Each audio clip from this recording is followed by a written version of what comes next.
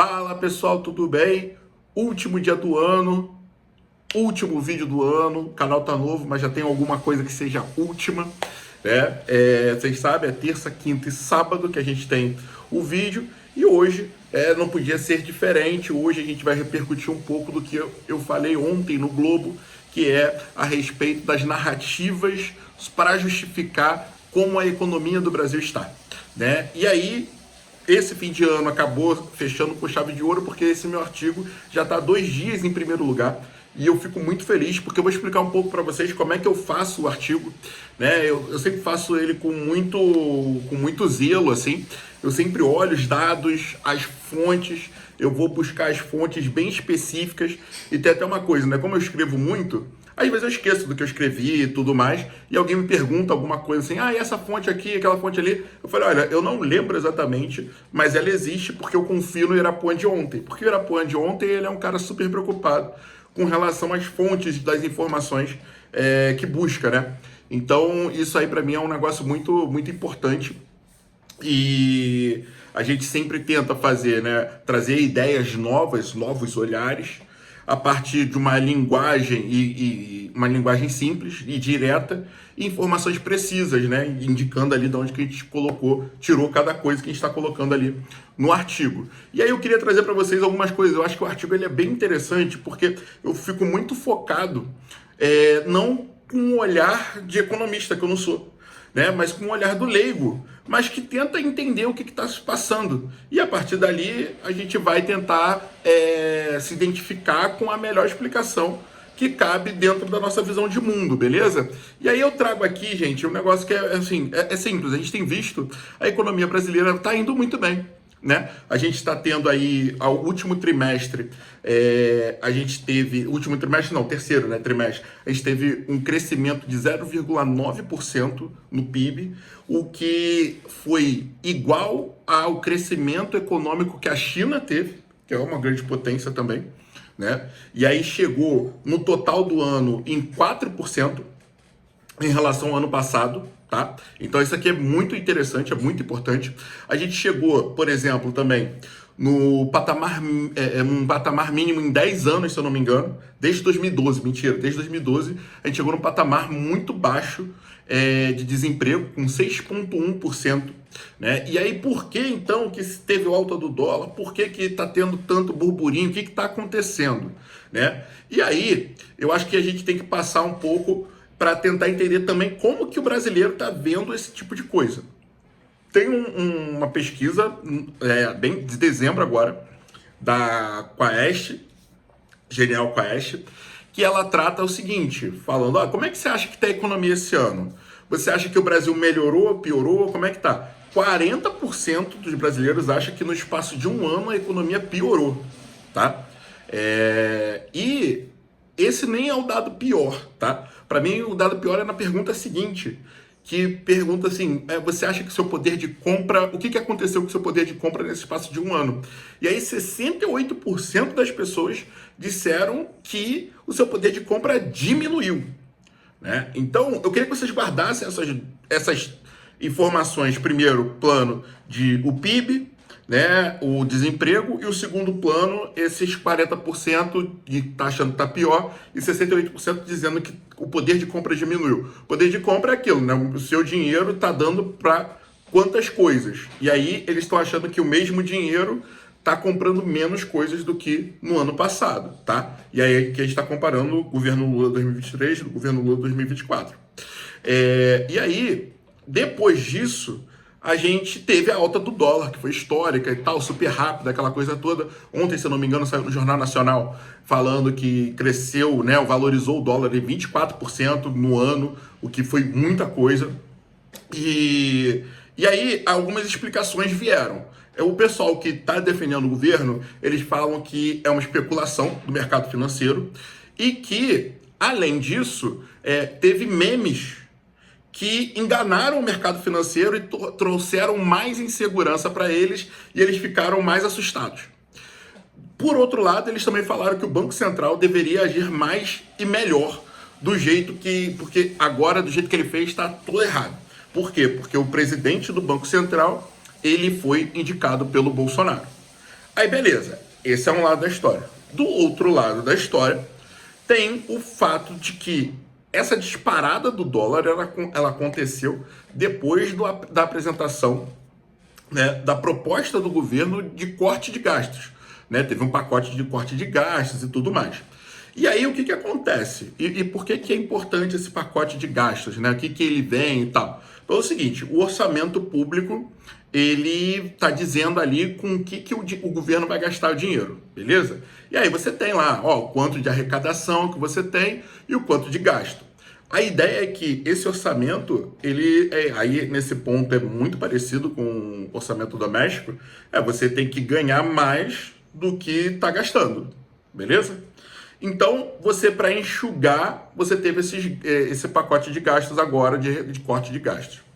E aí, qual que é o problema? O Instituto Fiscal Independente do Senado, que é um órgão que olha o orçamento e traz ali um estudo de casos, né, com relação ao quadro que o Brasil está passando, ele falou o seguinte, olha, para 2025, a gente vê que esse corte de gastos, ele vai ter ali ele vai segurar um pouco os gastos em 22,8 bilhões de reais, ou seja, vai economizar essa grana.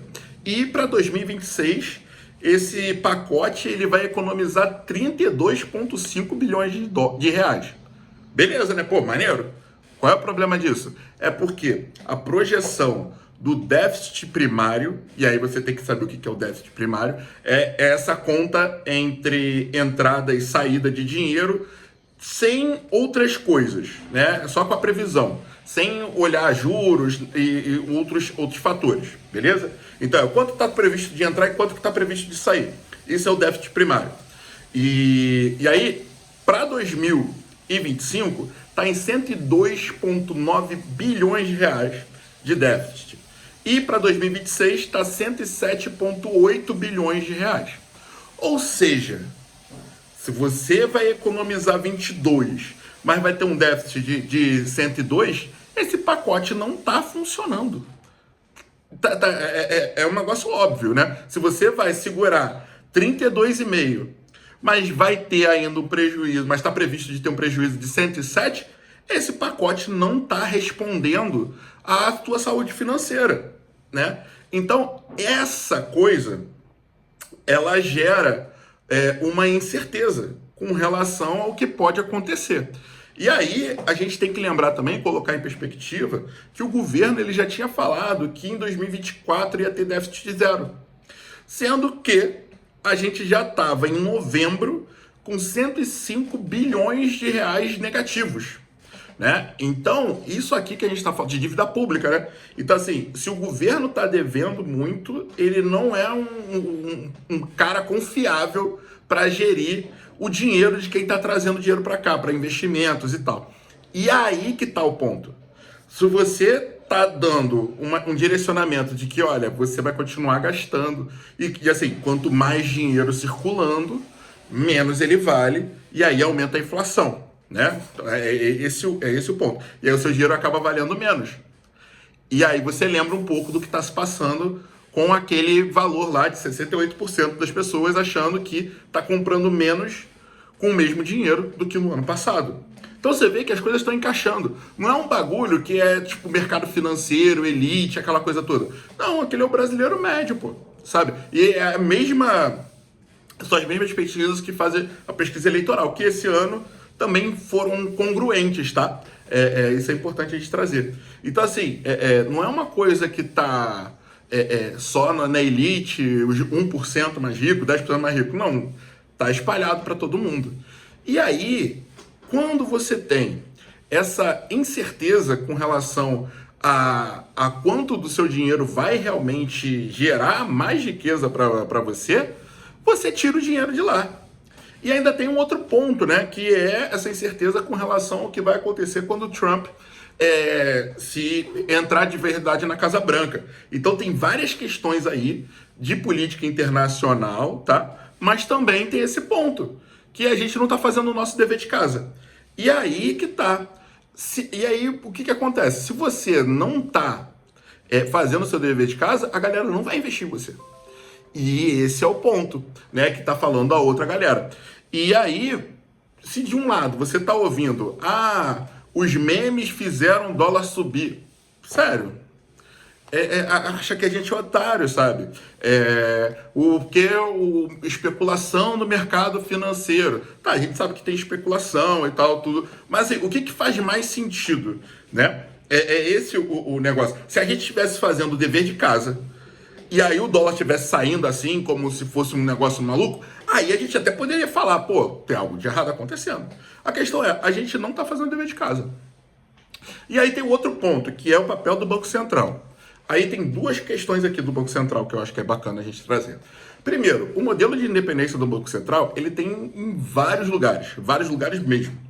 Né? Tem Estados Unidos, tem no Reino Unido, tem no Japão, tem na Alemanha, enfim, aí aqui você tem no México, tem no Chile, tá? Então, e esses países não estão mal, né? Então, o problema não é o modelo, né? Mas aí, beleza, vamos lá. O presidente foi indicado pelo presidente Bolsonaro e aí então ele tá querendo ferrar o Lula. Cara, hoje em dia existem 4 conselheiros, né, 4 diretores do Banco Central que estão dentro dessa ideia, né, definindo a política monetária, taxa de juros, todas essas coisas que o pessoal está reclamando. E esses 4 diretores que foram indicados pelo Lula estão de acordo com o que foi tomado de decisão nessas últimas vezes. Essas decisões, elas são sempre colegiadas e têm sido feitas à unanimidade, tá? Então, não dá para colocar isso na conta do cara. Por mais que não se goste dele, por mais que ele tenha sido desastrado também e tudo mais, a gente viu, né, ele furando o teto de gastos, ele abrindo mais estatal, aquela coisa de ser liberal, não tinha nada, né? Então, assim, por mais que exista um problema com o governo anterior, o governo atual tem a sua parcela de culpa também, e é determinante na situação atual que a gente está. A gente não pode tapar o sol com a peneira, é simplesmente isso, sabe? E não tirar o cara de trouxa, pô. Não dá pra tirar o trabalhador, a população de trouxa, sabe? A dizer que Meme enganou o mega empresário e o conselho da galera. Porque assim, não é só o empresário, tá ligado? É tipo, tem uma galera, tem conselhos, tem profissionais no negócio. Aí, pô, mandar essa, cara, isso é muito complicado mesmo. E aí foi por isso que eu acabei escrevendo esse artigo, porque eu realmente fico preocupado com a forma como as pessoas estão tratando esse tipo de coisa. Eu não acho que não tenha como melhorar o sistema, mas assim, trazer isso não dá mais. E ainda tem um outro ponto. Para janeiro, vão ser 7 indicados novos do Lula, agora a maioria, porque hoje em dia o conselho conta com 9 pessoas, o presidente e mais 8 diretores. 7 serão de indicação do Lula. Então, vamos ver até quando essa coisa ela continua. Mas aí, enfim, foi esse tipo de coisa que eu queria trazer para vocês, né? Eu acho que é importante a gente falar sobre isso, é importante a gente refletir sobre isso e bater nesse tipo de tentativa de modificação do debate, tá? E o que eu queria trazer é que, tipo, esse tipo de coisa é bem legal, porque, enfim, eu tô muito feliz que acabou ficando aí 2 dias seguidos. Não sei como estará amanhã, mas, cara, 2 dias seguidos no maior jornal do país é maneiro pra caramba. E isso é legal porque, assim, pra mim, que tenho muita preocupação, por que eu tenho tanta preocupação com isso? Porque aí tem uma outra coisa, né? A galera não entende, às vezes, e também não sabe, às vezes também não imagina que eu tenho a síndrome de impostor por estar no Globo. Então, por exemplo, quando eu fui chamado, eu achei que era trote, né? Pra vocês terem noção. E aí, o que eu fiz? Eu comecei a pesquisar nos mínimos detalhes e tudo, para que ninguém chegasse e falasse, isso aqui tá errado. Por quê? Porque a minha opinião a pessoa pode discordar, mas dizer que tá faticamente errado a pessoa não pode fazer, tá ligado? E aí depois eu venho trabalhando isso comigo, eu continuo tendo, eu vou entrar agora no 5º ano de Globo, né? Eu venho trabalhando isso e hoje em dia a minha ideia é que ninguém lê o artigo. E aí você tem essa comprovação aí de 2 dias seguidos. Então eu fico muito feliz. Agora eu vou ter que pensar em outras coisas para poder reconfigurar aí essa coisa da síndrome do impostor. E ao mesmo tempo, nem tudo são flores, né? As coisas vêm acontecendo aí e a repercussão disso, por exemplo, no Twitter não foi muito legal. Eu não estou no Twitter, mas eu acabei vendo, porque aparece para mim, né, quando tem alguma coisa com o meu nome. E aí acabei vendo, eu vou compartilhar aqui com vocês algumas coisas, algumas reações da galera. Antes de tudo, no final do artigo eu falo que ano após ano, ou seja, governo atrás de governo, a gente tem que lidar com essas políticas desastradas, né? A gente está vendo, e aí tem que dar uma olhada, por exemplo, no porquê que o PIB está desse jeito, né? Olhando as camadas do PIB e tudo mais, enfim. Aí é uma outra história. Mas o fato é que a gente está devendo já para o ano que vem e para o próximo, apesar do pacote de gastos. Então, vai ter mais inflação, vai ser um negócio difícil realmente de segurar isso se a gente não trabalhar de uma maneira séria. E aí, beleza. O Globo publicou lá como políticas desastradas, econômicas e tal. E aí o pessoal veio cair matando. Vou trazer aqui para vocês alguns dos tweets em resposta a esse tipo de coisa. Desastrada? Menor desemprego em 10 anos, maior massa salarial, uma das maiores economias do mundo. Quando os neoliberais vão entender que o Brasil está sim no caminho certo? Eu trouxe todos esses dados, sabe? Então, assim, é bizarro, porque a pessoa vai pelo título do tweet e acaba que não lê, não quer entender, e aí traz esse tipo de reclamação surreal. Aí o outro, né? Ó, o Globo vê desastre em PIB acima de 3,5%, desemprego em apenas 6% no Brasil. O que a gente também falou, né? E aí, ó, uma outra pessoa apareceu com a Argentina. O que ele pensa sobre o governo Milei? Só para eu saber. Meu irmão, não tenho ideia. Eu não fico olhando o governo Milei. Eu não fico olhando a Argentina. Eu não tenho ideia mesmo. Então, enfim. Desastrada? O trabalhador brasileiro precisa começar a pegar bilionário e especulador e pendurar em praça pública, para ver se essa gente tosca de uma elite atrasada aprende. Só assim. E essa pessoa aí tá braba. Aí a outra pessoa fala assim, a do Bozo era ótima, né? Eu reclamei, inclusive, no artigo. Desastrada para quem? Menos taxa de desemprego, acho que era menor. PIB além do esperado, dezenas de milhões saindo da extrema pobreza e da fome, maior investimento na indústria de manufatura, ninguém disse que isso era bom, tá? E aí, ó, tem isso aí, é controverso. E por aí vai. Está ridícula esta campanha contra os avanços do governo Lula. Ridícula e criminosa. Olha só, eu estou cometendo um crime por falar os dados. E aí, ó, ano após ano, não. Não venha dividir as culpas. O PT causou o estrago. Tá vendo? Esse pelo menos entendeu que eu tava falando do Bolsonaro e do Lula. E é um avanço. E aí, ó, engole seco, bando de hipócritas. Vou elogiar a Argentina. Meu irmão, galera, não esquece a Argentina. É surreal, pô. O pessoal não esquece a Argentina, o pessoal não esquece o Bolsonaro. Mas, enfim, são coisas que quem tá lidando com a internet tem que ver, enfim. Não é uma coisa muito legal, mas, enfim, eu acho que quando a gente está colocando ali a parte dos dados, os fatos, o lado a lado, a ideia é justamente para que quem está lendo possa tomar a sua decisão, né? Mas falar em crime, Argentina, como se eu não tivesse falado do Bolsonaro, que foram as coisas que rolaram, e os bolsonaristas tinham faz o L também. Tinha um faz o L, eu não sei onde eu botei. Mas é isso, assim. Acontece mas vamos continuar. Eu acho que esse tipo de coisa acaba fortalecendo uma estrada que eu venho caminhando aí já há um tempo. E, enfim, esse tipo de coisa faz parte, são ossos do ofício. Mas, no geral, eu espero que em 2025 a gente comece a conseguir aprender um pouco mais a lidar com a opinião do diferente, a ser menos fã de político, né, e mais de fã de política em si, né, das medidas, do que a gente está buscando. E, cara, você que está me assistindo, também agradecer que chegou até o final do vídeo, deixar aqui uma curtida, um comentário, compartilha com os seus amigos se você acha que é legal ver isso. E vamos que vamos, até quinta-feira, que aí é dia 2, e aí já vai ser a primeira do ano. Valeu!